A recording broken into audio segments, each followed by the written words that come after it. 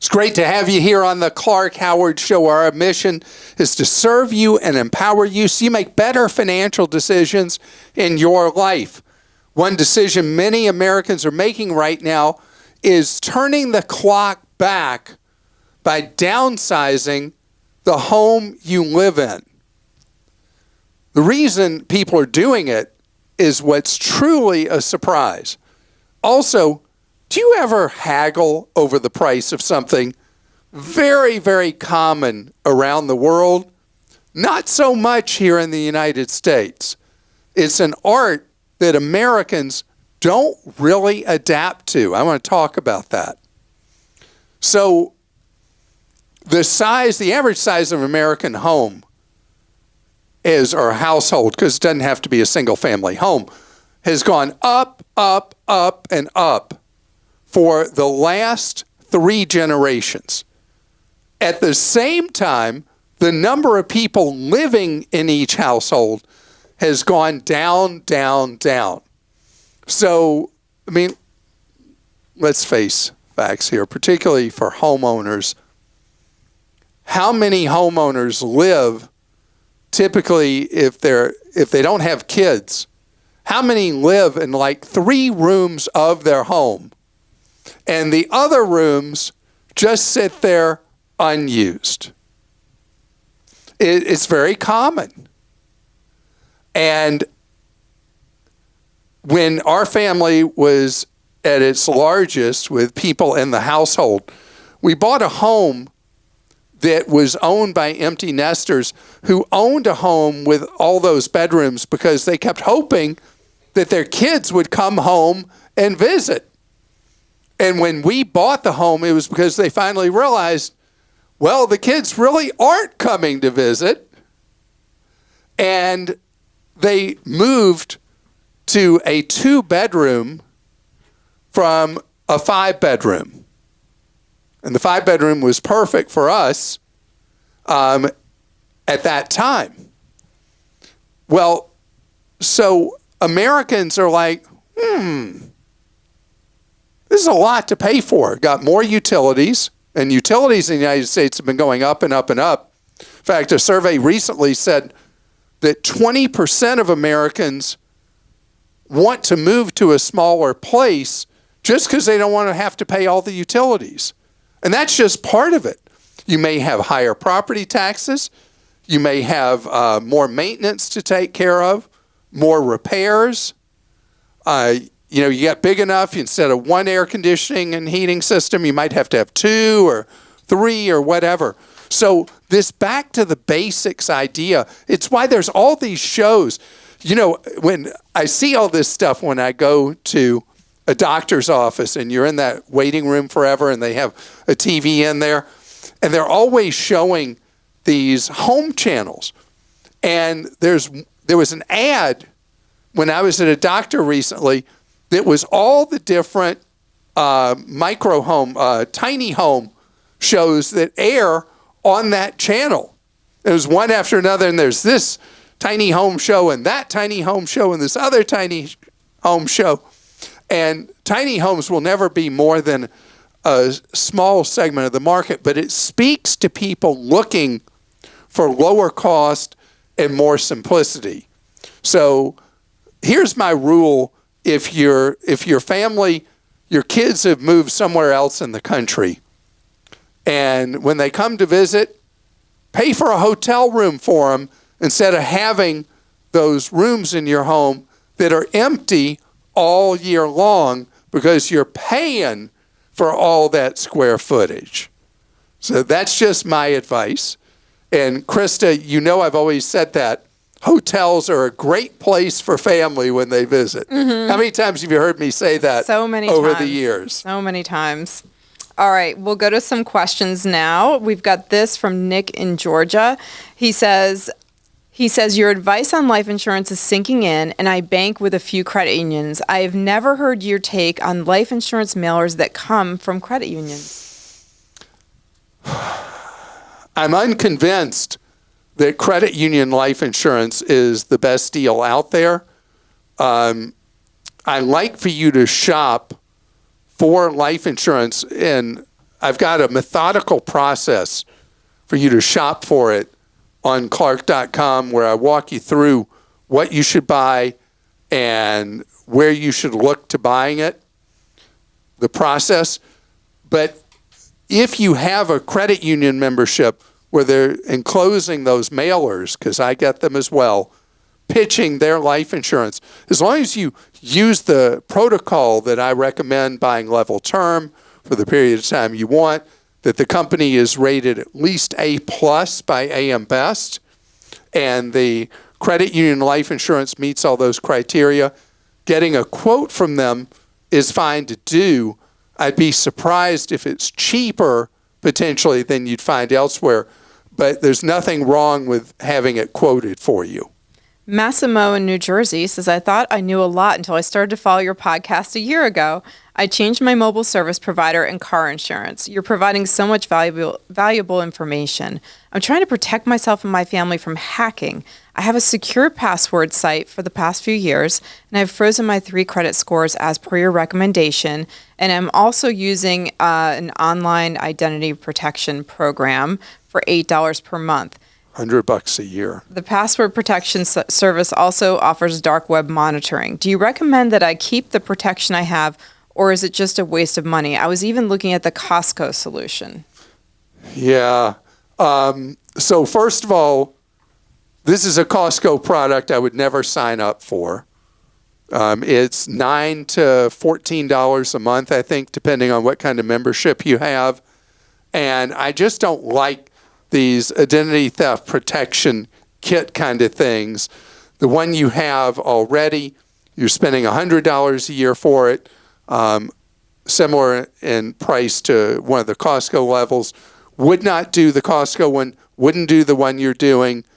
Dump it, keep that money in your pocket. You're already doing the right things by having your credit frozen. You're using a password manager. You can sign up. You have to thaw your credit to do this, but you set up a Credit Karma dashboard, and you'd have a lot of the things for free that you would be paying Costco for or you pay right now for.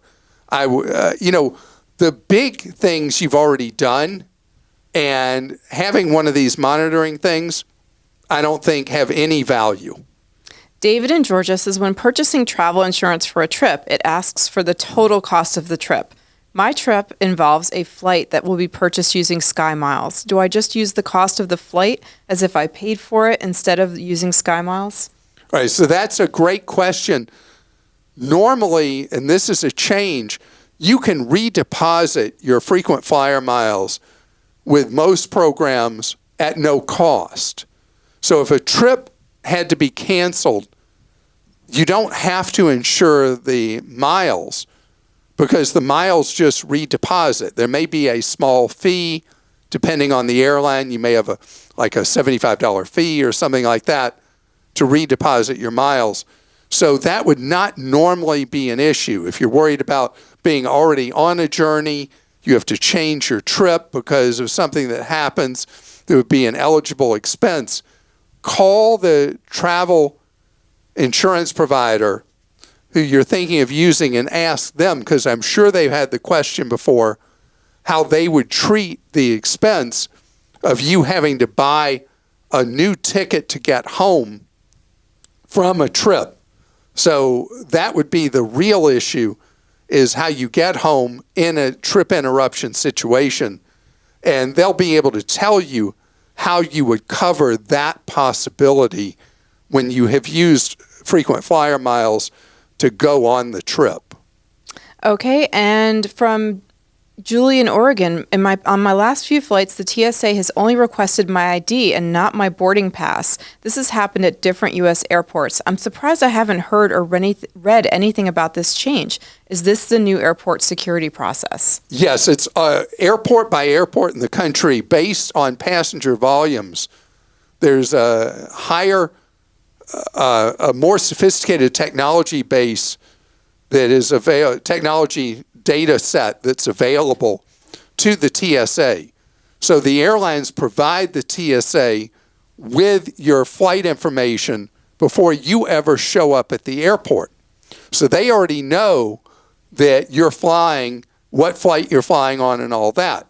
So all they need is your ID. And this is why there's the big push for the IDs that are the real IDs that have the symbol in the upper corner. Now, I fly almost every week. Lately, it's been every week. And I've noticed there are people who the system does not recognize from the ID, doesn't find the corresponding reservation, and then you show them your boarding pass like you would have done before.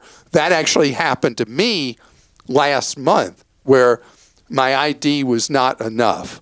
But the idea is they have the data already, they scan your driver's license, and then they say you're good to go. And that will be common and be the ordinary way that it's handled for flights. Coming up ahead, I want to talk about the art of haggling. How do you get the best price for what you're buying? I was just talking minutes ago about how I travel constantly, and I've traveled all over the world. And most places you go to in the world, you go into a store or you go by a street stall or whatever, there's no prices at all. None. No posted prices. Everything is negotiable. And if you don't know what you're doing, you can end up paying a lot more for an item than you would have done. I remember when we were on one of our staff trips to China, and Christa totally got into it. Do you remember how you were running around buying stuff and you would walk away and you'd go toe-to-toe with people and you thrive on it. You love it. Well, I mean, in that case, I just felt like I had to, because that's the customary way to do it in that particular place we were in China. And so other people were trying to buy things and I was helping them get the price down, because people would chase you out of their stores to try to get you to come back. And they started calling me Big Boss. Big Boss was your name? One of the store owners called me, Big Boss, because Jason that we were with said, you have to talk to her, she's the boss. She's Big Boss. And so now Jason still calls me Big Boss. I love that. All right. And we were on a trip with Jason once when somebody decided his name was Dr. Sugar. Oh, yeah. That's right. That's funny. We have a lot of fun on staff trips. We do have a lot of fun. But it's one of those things that as you travel the world, it becomes normal and automatic. Not here. And Americans are very, very uncomfortable in situations that call for negotiation to do so. One of the primary examples in the United States are the two largest purchases we make in our lives: buying a house and buying a car. And it's all about how you do it and the respect you show for the other party in the transaction. You never want anybody to feel in any situation where you're bargaining, where you're negotiating, you never want someone to feel like you're taking advantage of them. You have to sit on their side as well as your side. Not that you roll over, but that you are sensitive to their needs, their feelings, and you build up trust. There are even people who go into Walmart and bargain for items. I'm stunned, because to me, you go in Walmart and everything's got a price on it, and that's what the price is. The only time that I will do that in a retail store, last item. If something's a floor sample and it's a last item they're selling, I will bargain on that. I'll say, oh, look at this. It's got this scratch over here or whatever. And then I see what they say and how they respond. But I wouldn't think of, with a price on the shelf, doing that, except I say that, so often now you pull out what? You pull out your smartphone and you see what something's priced somewhere else. And a lot of retailers say they match any price of an in-inventory item that you find for sale somewhere else. And they'll have their own rules about that, but almost nobody ever does that.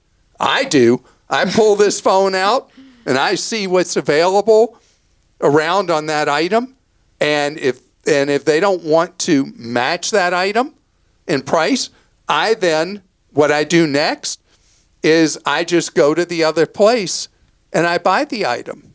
But the thing is, the price is not necessarily the price a lot of times, but we are culturally, as Americans, of a mindset that, oh, that's what the price is. Oh, that's what I'll pay.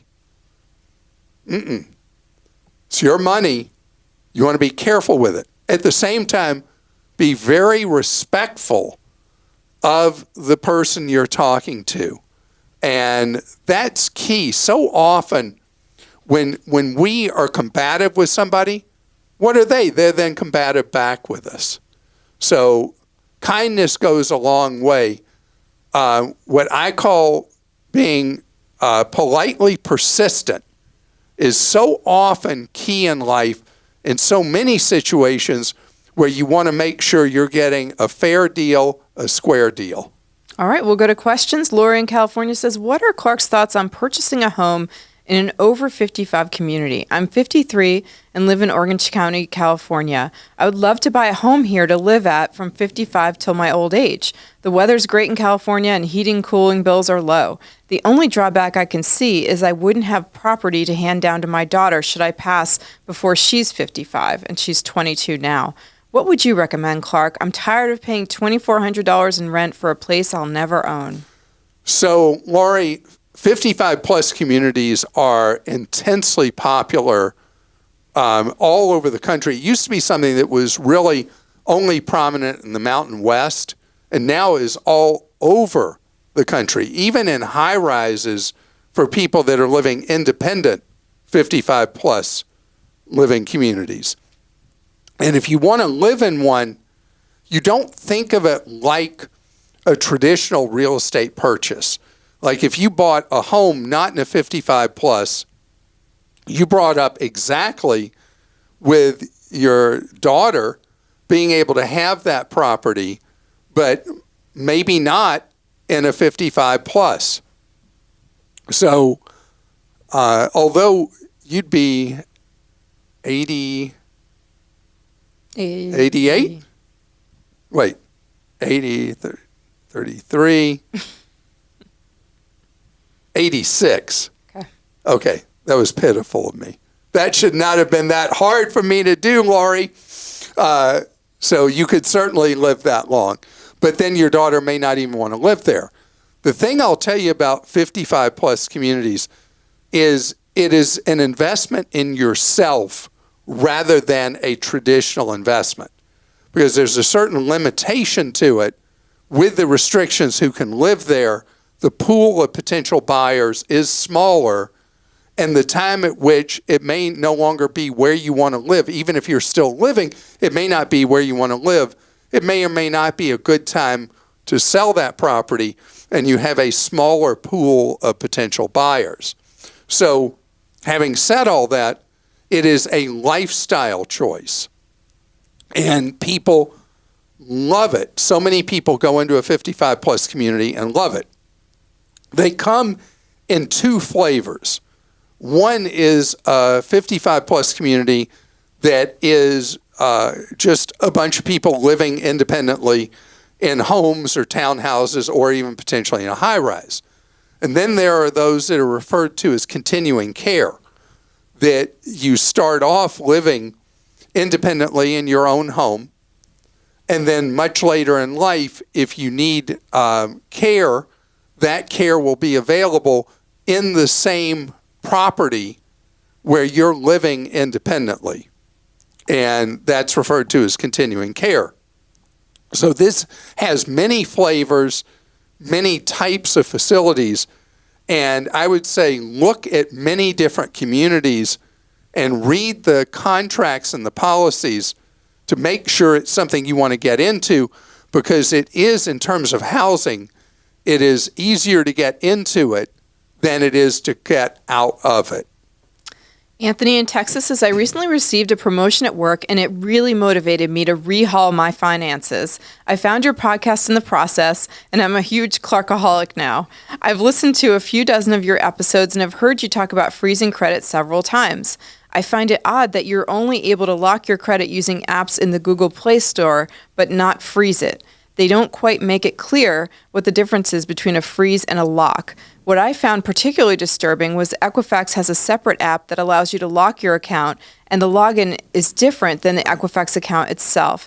I got really nervous for a few minutes while I was doing my research. Anyway, I thought I would share this with you in case it was something you wanted to talk about for your listeners. So here's the backstory.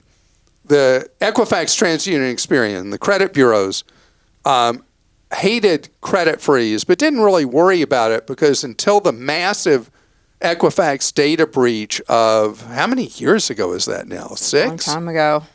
It's been a good while, that leaked the information, deep dive information on more than half of all American adults.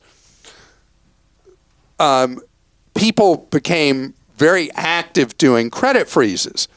And Equifax, TransUnion, and Experian, the way they make their money is they build these dossiers on you and me, and then they sell them to pretty much whoever wants them in corporate America over and over again, where they slice and dice these profiles on you and me so many different ways. So the money is not principally made from credit granting decisions. It's made from these dossiers and selling us off so many different ways over and over again. Well, with credit freeze, they lose all revenue on you and me. So the credit bureaus invented this thing called credit lock.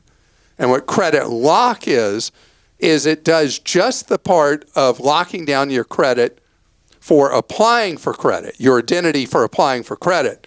But it allows the credit bureaus to make the lion's share of the money they make, which is on the dossiers they build on you, that they then sell off to all comers.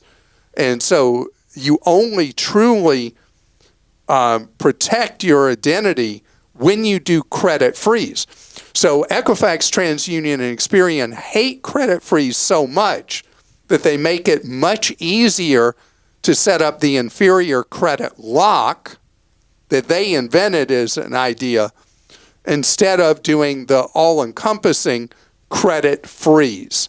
So take the extra steps at each of their websites to set up credit freeze rather than credit lock.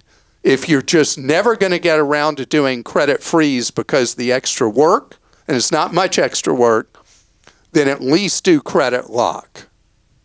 Okay, and Tom in Arizona says, I'm a single man who would like to know what's the best way to travel to Alaska in September for 10 days. I would consider a cruise, but I'm not sure that would be the best way to visit. Plus, I would have to pay the price for 2 people. Also, what part of Alaska do you suggest I visit?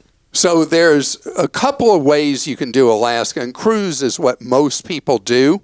I've never been on an Alaska cruise. I have. You have. Yeah, it was great for us because I had my mother and my little daughter at the time. So Inside Passage was beautiful. It was gorgeous. If you go on Norwegian, NCL, they offer single cabins that you do not have. They're tiny cabins. They're like, I think they're 112 square feet. They get a bed in there, bathroom, the whole thing is in there in 112 square feet. But they don't charge you twice the freight to go on their cruises. And I would guess NCL does Alaska cruises like the other lines. And so that would be an alternative you could look at for being able to go on an Alaska trip that is a cruise, typically departing out of Seattle or Vancouver. Now, the other possibility is you fly to Anchorage from Arizona, rent a car, and then travel South Central Alaska. I've done that 4 times in my life because I just love it so much. I'm upset with myself I haven't been back to do it. And I've been on the ferry system called Alaska Marine Highway going around parts of Alaska. It's very, very, very, very, very basic. But you can go from Anchorage, south to the Kenai, north to Fairbanks, and in between to Denali National Park. Beautiful, beautiful scenery, and it is a wonderful alternative to cruises. It's a very different trip than going on a cruise of Alaska. And just so you know, don't go on a cruise or go on the land trip I'm talking about in South Central during July and the first half of August. Why? Because everybody else is there and everything's way too expensive. If you go late May or mid-September, those are two sweet spots for going either on the Inside Passage cruises or going on a land trip of Alaska. So Tom's got it right with September. That's perfect. September is a great time. Not the first week of September, though. You heard what I said. Middle of September. Days get shorter, 7 or 8 minutes a day, because you're so far north in September. In the course of 10 days, you will have, what would that be? You'd have 70 less minutes of daytime from when you start the trip till when you end the trip. Wow. That's brutal. Yeah, but it's so great. I remember one day I was near Fairbanks, and it was 80 plus degrees in September, and I woke up the next day, and it was snowing. Oh, wow. You just never know what you're going to find in Alaska. And I want to thank you so much for being with us today. Remember what we're about. You learning ways to save more, spend less, and avoid getting ripped off. Have a wonderful rest of your day.